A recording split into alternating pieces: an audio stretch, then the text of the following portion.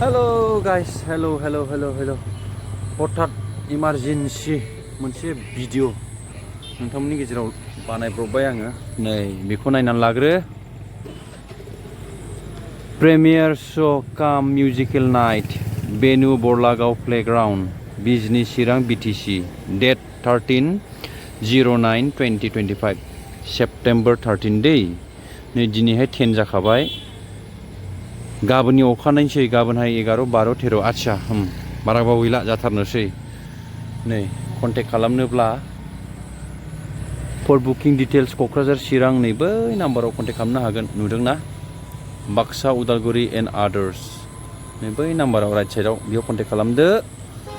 बिनिफ्राय chief guest फैगोन Sulekha Basumatary renowned सिंगार मेडाम सुलेखा आरो गोबां महरगिरिफोर फैगोन। नैबे प्रडिउसारनिनो दिप' आं दङ। बे न'आव थांदोंमोन दै लाहार फाहार खालामगासिनो दङ। बे न'आव थांदोंमोन समसि जानायखाय आङो ब्लगखौ बानायनाय जायासै। गाबोनसो बानायनो सानदोंमोन आङो खिन्थु एसे लेट जागोन बादि सानबाय आङो। सिखौ सना बुंखोरा नै माबाजों मा होनो लाउड होलाय।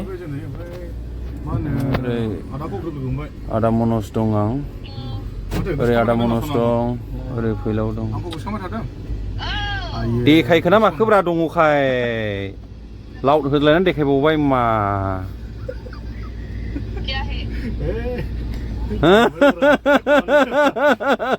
आं दाननायाव गैले नामखौ नुबाय लिरदां ने लोगोफोर नामखौ नुबाय दा गोसोथोनाय दंखाय देखायबावो आंखौहाय दं बेबायदि लाउड होलायनानै देखायनो हाखासै ने। फिक्स जाबायगोन आखानो एसे अपेन ब्लगावबो नोंसिनि सिङाव थाखोमायाखै बिथाङा लाउड होना खोनासंग्रोदों। फिक्स जाबायगोनलै मोनजानांनायसै बारा गोबाव गैला। लादोलै लादो लोगोफोर जाय नोंथांमोना नायदों एबा मोनथिबाय नोंथांमोननि लोगोफोरनो शेयार खालामदो। 13 थारिखआवहाय जांख्रिथायनि थैसोम पार्ट 2आ रिलिज जानोसै बयनोबो खोन्थादो आरो जाय फैनो हायो बयबो नायफैदो। इलेक्शनाथ' जागोन थांगोन ना लोगोफोर नोंथांमोननि गोसोआवसो दंखासै इलेक्शननि सोमोन्दै सोरनो थुनांगौ थुनाङा नङा होमबा बिनि सोमोन्दै आं जेबो बुंनाय नङा। थ' दसेखिनि बेखिनि टाइमावहाय खाथि खालानि एबा फैनो हानाय रायजोफोर नोंथांमोना फैनानै नायफैदो नङा होमबा।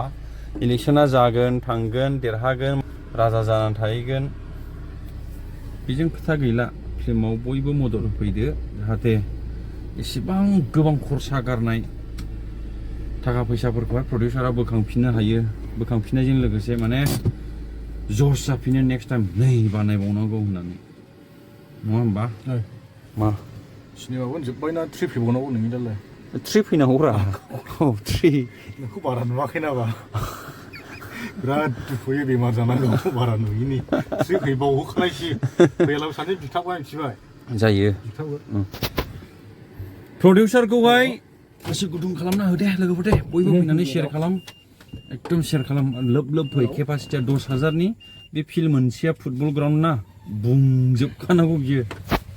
बयफ्रेन्ड गोनांफ्रा अननानै गार्लफ्रेन्डखौ दागारबोथार ओमफ्राय नोंसोरबो बिनानावमोन बयफ्रेन्डखौ मालाबाबो हारसिं दाथोन फैफाथार फैयालाबो बोराबफ्लानानै ब्रेकआप खालामनो गारनो मानो होननालाबो फैफाथाब आरोखि होमब्लाबो फैथार जांख्रिथायनि थैसाम 2खौ नायनो थाखाय।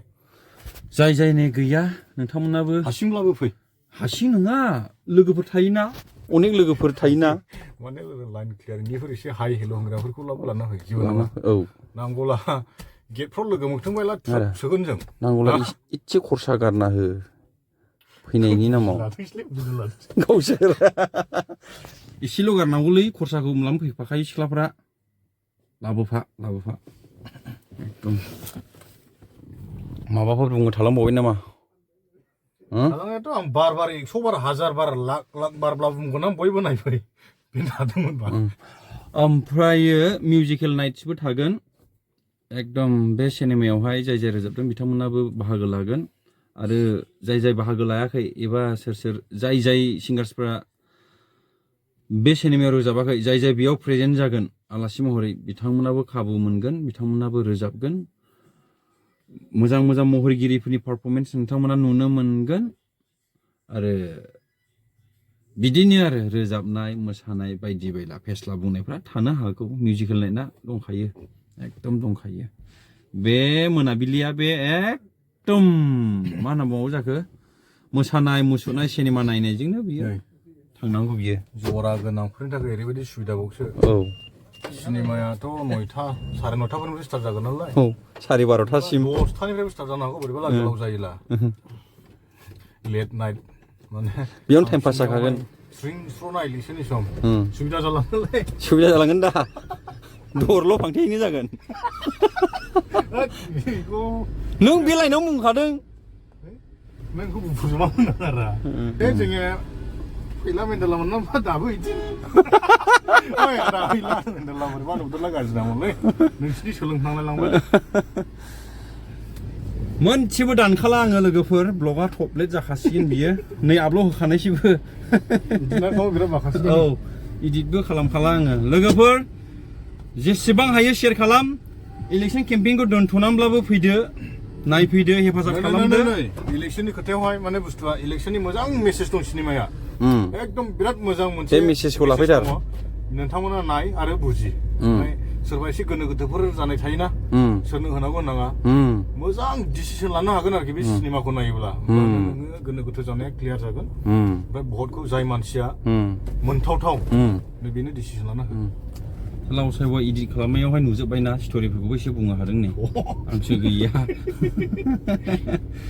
एनिवे लोगोफोर आसा खालामबाय नोंथांमोन बयबो फैगोन खाथि खालानि बेसेबां हायो आरोबाव गरमजों अननानै सेलफि लालाङो फट' लालाङो दाबो बे गावखौसो इनडाइरेक्ट बुंना लानाय जाखादों बियो एकदम आंबो दोंसे मेथाइ रोजाबगोन दे रायजोफोर आंबो दोंसे रोजाबगोन गां फुवारनाय बे मेथाइखौ जाय जाय नोंथांमोना लाइभ खोनासंनो लुबैदों नैबे मेथाइखौ नोंथांमोननि थाखाय आं रोजाबगोन दाखाल रिल्स बानायना होनाया फेभराइट जाजोबबावदों नोंखौ गर' ए नों मोनलायबाय क्रेडिटआ ओमफ्राय खेबमा होग्रा सोरमोनलाय हामबायसैलाय लोगोफोर बयखौबो नायगोन होनना आसा खालामबाय जांख्रिथायनि थैसोम पार्ट 2आ 13 सेप्तेम्बरनि बारा गोबाव गैला दिनैहाय खय थारिख दिनै 10, 11, 12, 13 दिनै मा दिनमोनलाय बुधबार बिस्थिबार सुक्रुबार सुनिबार सेटारडेआवहाय बिराद मोजां माथो होमब्ला गोसोथोलायनायफोरनि थाखाय अखानाय सानदे जोंनिथिंसो बैसो बारलांजोब्बायलै बेफोर सुबिदाखौ जों मोनाखिसै गोदो बाइक ना मटर ना बा साइकेलजों खाखुमानानै थाङोमोन जों अनेक गथ'नायलाय मालाबा साइकेल गोमाबोबावोसो सुबिदा गैया जों बेफोर गोमाना लाजोबबाय सुबिदाखौ एखमबा खावजानानै गोदाव सोराव जाबावोमोन साइकेलफ्रा दे गोलाव जाबाय बायाखै खोमा ने नोंथांमोना दाबो होद नोंनियावहाय सासेसो कमेन्ट एसे गोलाव जाबावनांगौमोन सुंद्रायबाय होनग्रा कमेन्ट फैगोनलै मोनसेब्लाबो नायल' नोङो नंगौ औ ओइ लोगो मोनगोन लोगोबो बयखौबो लोगो मोनगोन SN26 खौबो लोगो मोनगोन SOB खौबो लोगो मोनगोन नै फंनैसो बुंदो आदा दा बोराबमायो आदाया आंखौ बुंहोआखै होननानै माबासो मा होनो IGPN बेनो फैदो दा सिनेमायावथ' जोंखौ बिराद ओरै नुगोन खिन्थु दा नै साथामजोंनो दं जोङो दा औ खिन्थु सिनेमायाव नायलायनो हाथारा एकदम नायलायनो हाथारा एकदम आंबो गाव होजोबो नालाय दाथ' नै बेनो थेवब्लाबो जों दा साहा लोंलायनायसै नै औ साहा बिजनि बरलागाव दे बिजनिनिफ्राय बारा गोजान जाया खय किल'मिटार जानो 2-3 किल'मिटार जागोन ओरै सिदा बिजनिनिफ्राय साहा बर' बाजारखौ लानानै राइट साइडबो लानो हागोन डाइरेक्सना बरलागाव लोगोफोर बरलागावआव फैदो बयबो नै जों दाबो बिजनियावनो दङ दै आं ब्लगखौ फोजोबबाय